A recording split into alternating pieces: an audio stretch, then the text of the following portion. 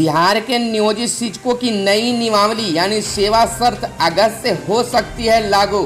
4.5 लाख नियोजित शिक्षकों के लिए जल्द सौंपी जाएगी अनुशंसा। बिहार के 4.5 लाख नियोजित शिक्षकों की सेवा शर्त का ड्राफ्ट हुआ तैयार। सेवा शर्त में सुधार को लेकर ड्राफ्ट कल हुआ तैयार। 4.5 लाख नियोजित शिक्षकों की सेवा शर्त में सुधार का है मामला। पुनर्गठन के बाद कमेटी ने किया पहला मंथन। नमस्कार, मैं हूं सुनील बॉबी। आप इस समय देख रहे मगध संवाद। आइए अब जानते हैं पूरी खबर को विस्तार से। राज्य में प्रारंभिक विद्यालयों से लेकर उच्च माध्यमिक विद्यालयों तक के तकरीबन 4.5 लाख नियोजित शिक्षकों एवं पुस्तकालय अध्यक्षों की सेवा शर्त में सुधार को लेकर ड्राफ्ट तैयार हो गया है। सेवा शर्त में सुधार के लिए कमेटी के पुनर्गठन के बाद उसकी पहली बैठक सोमवार की शाम सामान्य प्रशासन विभाग के अपर मुख्य सचिव आमिर सुबहानी की अध्यक्षता में हुई। सामान्य प्रशासन विभाग के अपर मुख्य सचिव आमिर सुबहानी 6 सदस्यीय कमेटी के सदस्यों में वरीयतम होने की वजह से इनके अध्यक्ष हैं। तकरीबन 1.5 से 2 घंटे तक चली बैठक में कमेटी के सभी सदस्य मौजूद थे। शिक्षा विभाग के अपर मुख्य सचिव RK महाजन कमेटी के सदस्य सचिव हैं। कमेटी के बाकी सदस्यों में पंचायती राज विभाग के अपर मुख्य सचिव अमृतलाल मीणा, वित्त विभाग के प्रधान सचिव S सिद्धार्थ, नगर विकास विभाग के सचिव आनंद किशोर तथा अपर महाधिवक्ता आशुतोष रंजन पांडे शामिल हैं। इधर बताते चले कि कमेटी के पंचायती राज संस्थाओं एवं नगर निकाय संस्थानों अंतर्गत नियुक्त शिक्षकों एवं पुस्तकालय अध्यक्षों के सेवा शर्त में सुधार हेतु सेवा निरंतरता, ऐच्छिक स्थानांतरण, सेवाकालीन प्रशिक्षण, प्रोन्नति का अवसर, अनुशासनिक प्राधिकार एवं अन्य सेवा शर्तों पर अनुशंसा देनी है। आपको बता दूं कि 11 अगस्त 2015 को गठन के बाद कमेटी द्वारा नियोजित शिक्षकों एवं पुस्तकालय अध्यक्षों के सेवा शर्त में सुधार को लेकर शिक्षक संगठनों से लिखित सुझाव लिए गए थे। कमेटी की बैठक भी हुई थी। 5 सितंबर 2017 को कमेटी की अंतिम बैठक हुई थी। उसमें तय हुआ था कि शासी विभाग ड्राफ्ट को अंतिम रूप देकर अगली बैठक प्रस्तुत करे। इसके मद्देनजर यह माना जा रहा है कि सेवा शर्त में सुधार से संबंधित ड्राफ्ट शासी विभाग द्वारा बैठक में रखी गई है।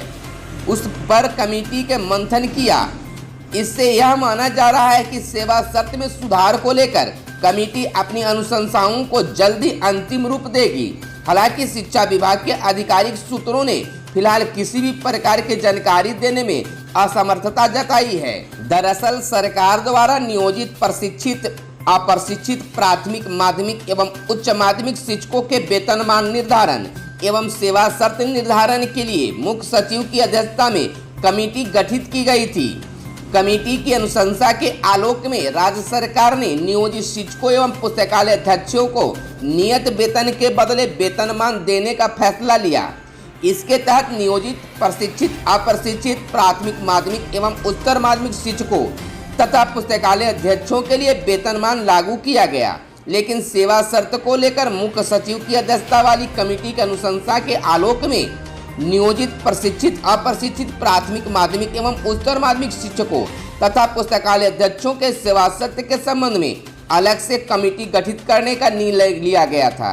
इसके तहत 11 अगस्त 2015 को प्रशिक्षित अप्रशिक्षित प्राथमिक, माध्यमिक एवं उच्चतर माध्यमिक शिक्षकों तथा पुस्तकालय अध्यक्षों के सेवा शर्त अंतर्गत सेवा निरंतरता, ऐच्छिक स्थानांतरण, सेवा काल प्रशिक्षण, प्रोन्नति का अवसर, अनुशासनिक प्राधिकार एवं अन्य सेवा शर्तों के निर्धारण के लिए वित्त विभाग, शिक्षा विभाग, सामान्य प्रशासन विभाग, नगर विकास विभाग एवं पंचायती राज विभाग के प्रधान सचिव एवं अपर प्रधान महाधिवक्ता की कमेटी बनी थी।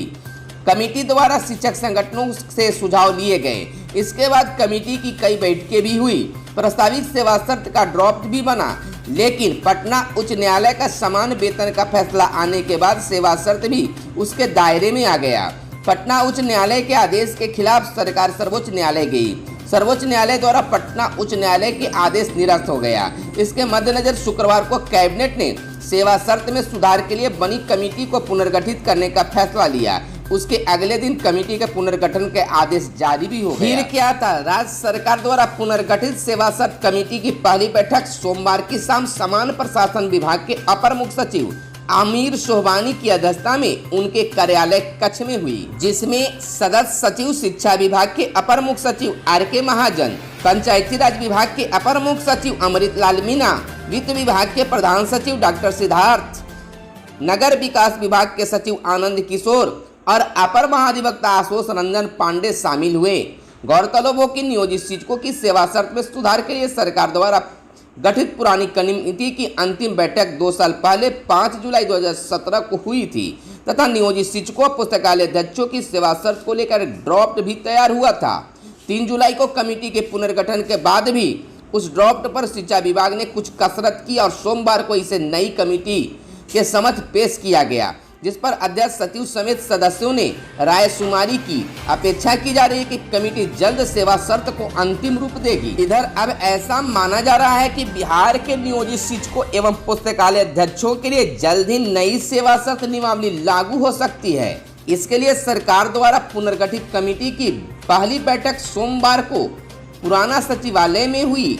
समान प्रशासन विभाग के अपर मुख्य सचिव आमिर सोहबानी की अध्यक्षता में यह बैठक संपन्न किया गया। ऐसा माना जा रहा है कि सरकार की ओर से 15 अगस्त को नियोजित शिक्षकों व पुस्तकालय अध्यक्षों के लिए नई सेवा शर्त की घोषणा की जाएगी।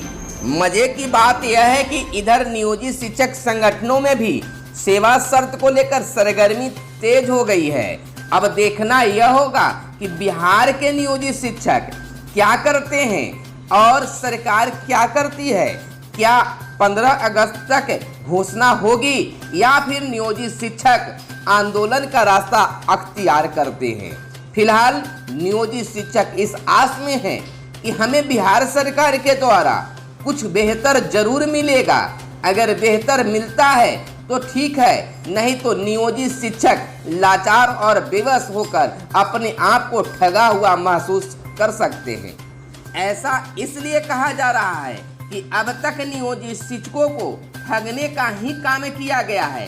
लगातार बिहार के शिक्षक ठगे जा रहे हैं। ऐसा इसलिए कहा जा रहा है कि पटना हाई कोर्ट के जीत के बाद सुप्रीम कोर्ट में ऐसी हार हुई कि लोग उम्मीद भी नहीं लगा रहे थे। सरकार की जीत हुई और हमेशा सरकार के द्वारा यह कहकर बवाल मचाया गया कि आप सुप्रीम कोर्ट गए थे लेकिन सुप्रीम कोर्ट में हार गए, जो भी करना है हम ही करेंगे। अब देखना है कि बिहार सरकार नियोजित शिक्षकों के लिए क्या बेहतर सोच रही है और क्या बेहतर दे सकती है।